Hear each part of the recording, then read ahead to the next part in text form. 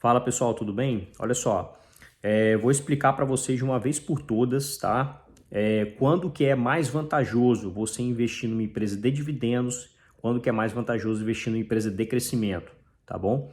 Eu tenho os dois tipos na carteira, mas eu vou explicar para vocês sobre o ponto de vista das finanças corporativas, né? Quando que um negócio está sendo bem sucedido, quando ele decide é, reinvestir no negócio para crescer ao invés de pagar dividendos, certo? Então, vamos pegar o caso, por exemplo, da Apple, né? A Apple hoje é uma empresa que já é muito grande, né? Então, para ela poder aumentar, por exemplo, 10% do faturamento dela, né? Já é uma empresa que tem valor de mercado de US$ 1 trilhão, mais de US$ 1 trilhão, né?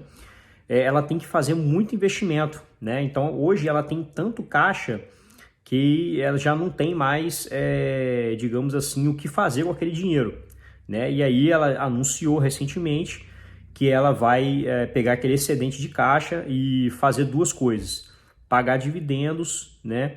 E recomprar ações, né? É uma excelente forma, recomprar ações, até eu gosto até muito mais do que pagamento de dividendos, tá? Mas enfim, então quando você tem uma empresa que ainda, por exemplo, é uma small cap, né? Ainda tem muito espaço para crescer teoricamente, né? E aí ela pode fazer o quê? Ela pode reinvestir no negócio para crescer organicamente, ou ela pode, por exemplo, fazer aquisições de negócios, né, para poder crescer mais. Enfim, ela tem N situações que ela pode fazer para reinvestir no negócio, fazer aquele negócio crescer, correto? Só que como que você faz para saber se aquele reinvestimento no negócio está valendo a pena ou não? Bom, do ponto de vista das finanças corporativas, pessoal, aquele investimento que a empresa está fazendo, né, ele tem que dar um retorno maior do que o custo dos recursos que ela está captando, né? E como que é o nome disso?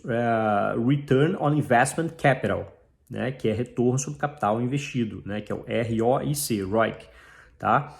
Então, por exemplo, vamos supor que o custo de capital de uma empresa é 10%, né? Se a empresa está conseguindo um retorno sobre investimento menor do que 10%, a empresa está destruindo dinheiro. Ou seja, aqueles projetos que a empresa está investindo não está fazendo sentido, não está valendo a pena, porque está investindo, está destruindo o valor da companhia, né? Nesses casos não está valendo a pena. Então seria melhor uma decisão muito mais sábia da empresa, por exemplo, ter distribuído aquele excedente de caixa para os acionistas ou recomprar ações, né, do que investir em crescimento, tá bom?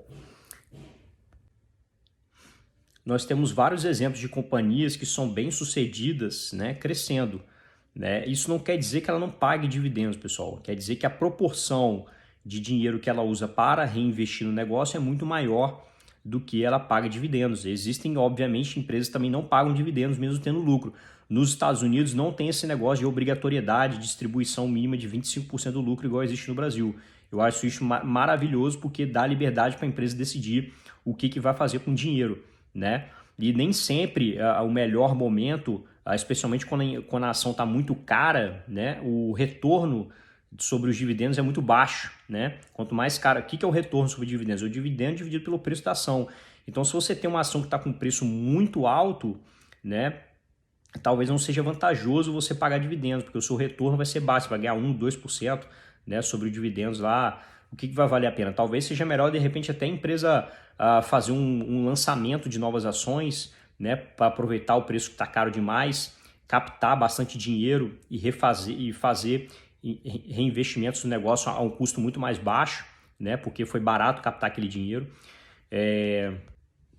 Então a Amazon, por exemplo, né, até hoje não distribui dividendos, né, só reinvestindo no negócio o tempo inteiro. E ela mostrou ao longo do tempo, né, que apesar de no começo parecer que ela está queimando caixa, né, mas lá no futuro esse retorno sobre o investimento dela está aumentando cada vez mais. Por quê? No começo do investimento, como a projeção do fluxo de caixa é muito longo prazo, então no começo dá a impressão de que você está só queimando caixa, né? Então seu retorno sobre o investimento parece ser muito baixo, mas é porque você está olhando só para a sua perspectiva dos primeiros fluxos de caixa do projeto. E aí lá no final, né, você tem aquela alavancagem, né, alavanca os fluxos de caixa, e aí o seu retorno de investimento, que era pífio lá atrás, começa a ficar alto, né? Isso depende muito da maturidade do projeto que você está falando, tá? Vamos pegar o caso da NVIDIA também, né? NVIDIA, o retorno de investimento sobre os projetos da NVIDIA, pessoal, é 40%, cara, é muito alto.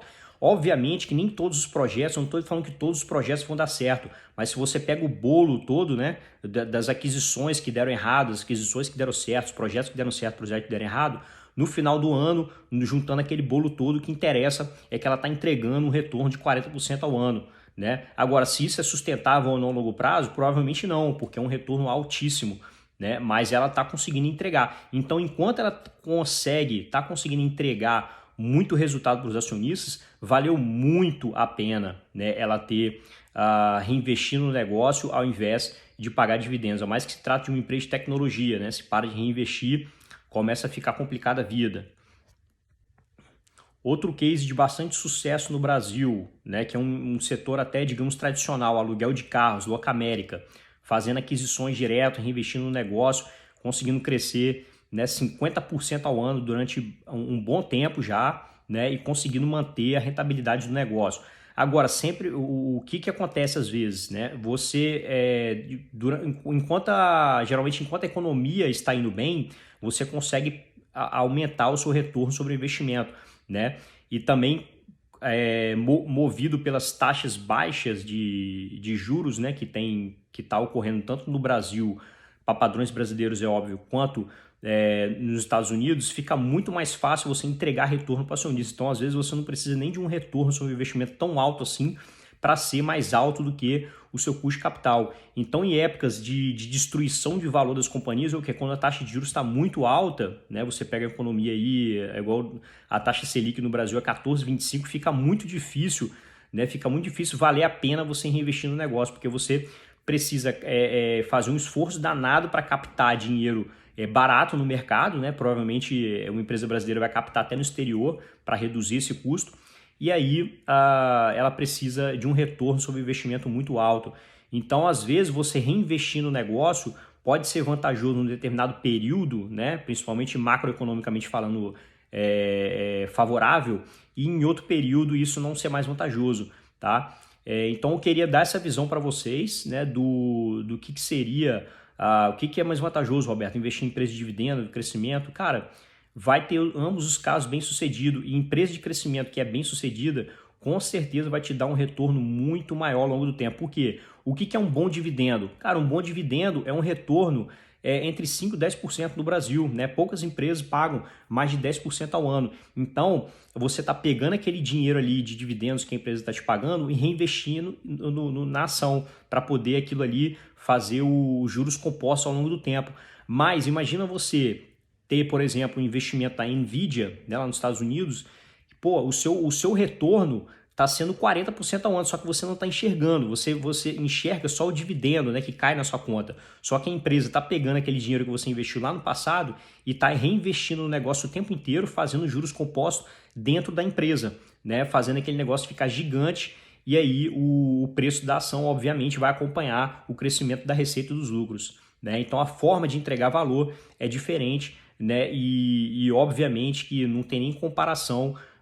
Se uma empresa consegue consistentemente entregar um retorno sobre o investimento de 40%, que são poucas no mundo que conseguem fazer isso, é óbvio que essa ação ela vai entregar muito mais valor do que ficar distribuindo dividendo, né, ou recomprar ações. Tá bom, pessoal?